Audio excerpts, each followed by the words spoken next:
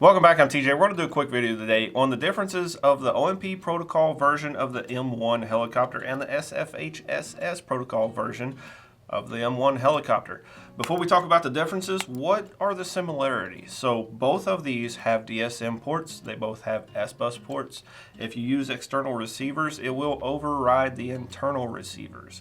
So you can still treat both of these just like a plug-and-play helicopter, at which point it doesn't matter which version you get because they're both, well, identical otherwise. So if you plug a DSM version or DSM external receiver into the OMP protocol, it bypasses OMP protocol, flies just like the SFHSS version will if you plug in the same DSM receiver into that, bypassing the internal receiver.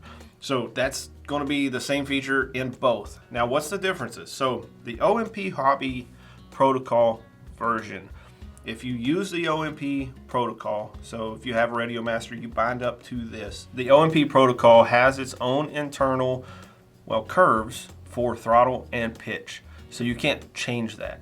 So if you have, the one benefit is actually it will bind directly to the T6 transmitter from OMP and everything's set up. So you bind it directly and pretty much go fly.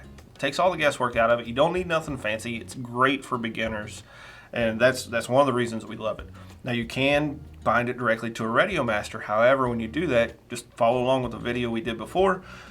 It takes no curves in the transmitter at all. It's all internal for the OMP protocol. So while it's good for beginners, not so for people that want more control and actually set up their own parameters for that.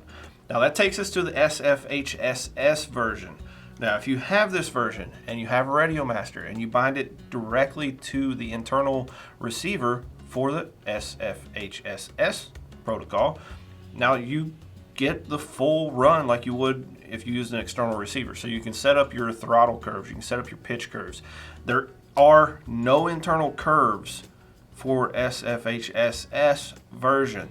So if you have Radio Master, Multi-Protocol, Futaba, any of that, you can use this version without needing an external receiver to gain those benefits. So both of these helicopters have their pros. Both of these helicopters have their cons depending on your thought process and which one more benefits you. Both of these are available in the United States now, whereas when we first started talking about these, we weren't sure if the SFHSS version was coming here or not, but they're here now.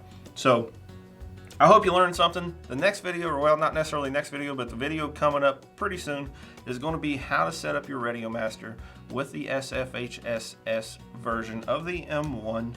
And otherwise, guys, as always, appreciate you watching. Leave a thumbs up, leave us a comment, subscribe if you're not, and we'll catch you on the next one. Bye.